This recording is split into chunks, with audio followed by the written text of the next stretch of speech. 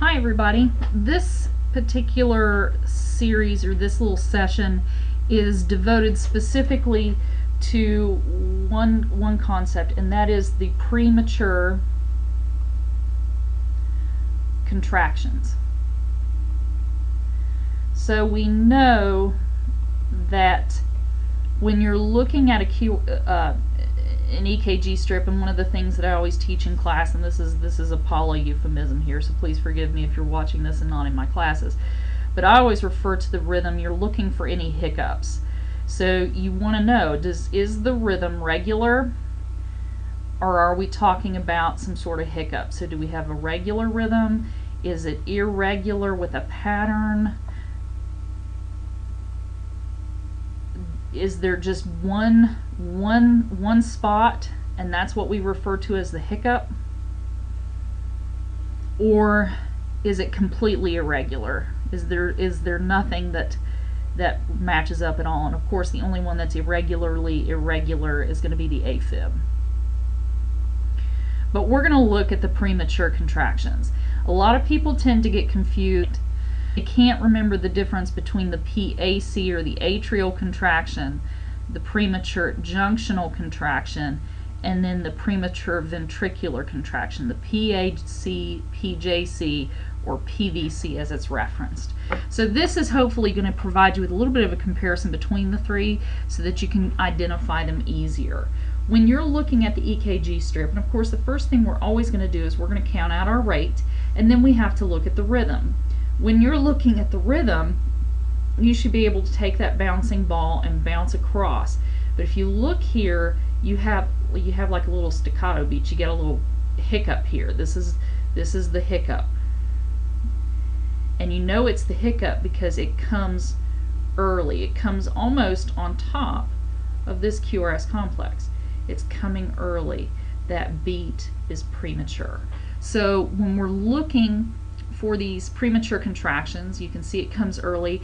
The QRS complex, the P wave, everything allows it time to reset, and then it picks back up. So we have to name, whenever you're doing this, remember you're naming the premature contraction or the hiccup. So you find the hiccup and you're going to identify it. Well, here's what a P wave looks like normally. Anywhere across the strip, they look identical. Okay? And when you look at the T wave that falls afterwards, the T wave has a certain appearance as well. This one's a little exaggerated, but otherwise it's the same. And then you go, well, when I look at the hiccup, because it's all about the hiccup, when I look at the hiccup, this is an extremely exaggerated point.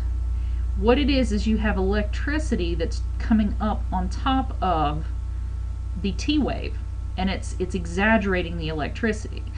And since the electricity here is exaggerated because it's enlarged, then that means that you have a P wave that is coming in on top of the T. So that's what makes this a premature atrial contraction, because you do have a P wave.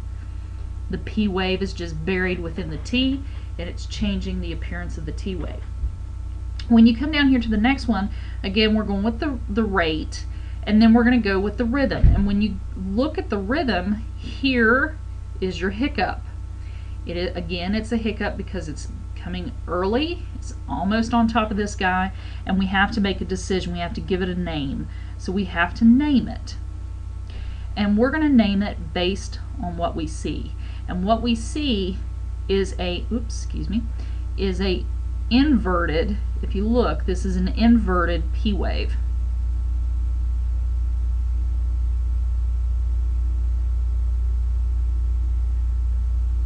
So the area of the heart that's creating this is at the junction.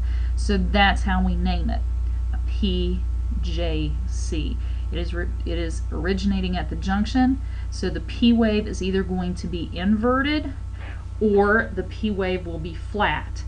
Now, where a lot of people get confused is when they say, well, Paula, you know, a PVC, there's no P wave either. And that is true. There is no P wave with a PVC. But what makes these two different is that the PJC, the QRS, is still narrow. So if you look at the QRS on this one, the QRS is narrow. So that is what makes this, in addition to the fact that you have that inverted P wave, of course, that means that it's a PJC, a premature junctional contraction. If it was a PVC, it would be wide. So let's look at it down here. You got your QRS complex, you got 1, 2, 3, 4, 5, 6, 7, and 8.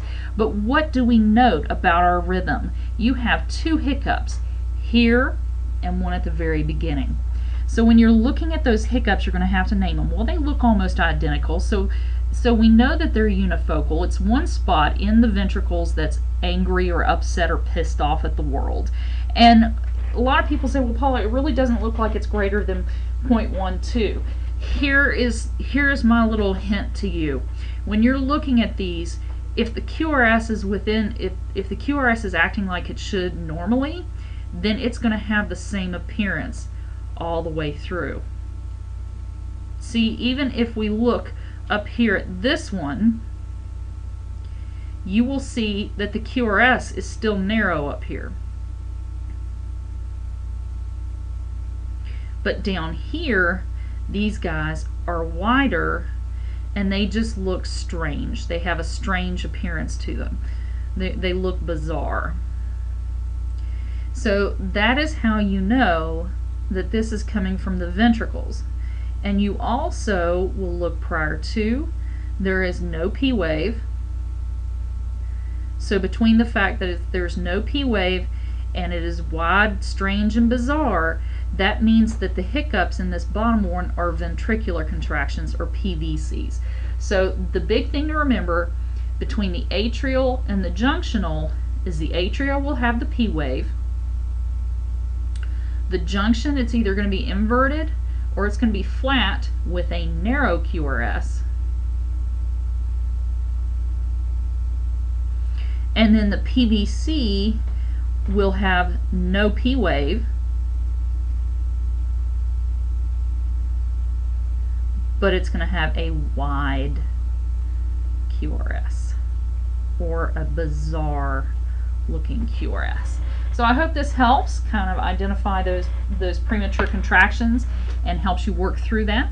If you have any other questions, give me a shout in class. We'll see you soon.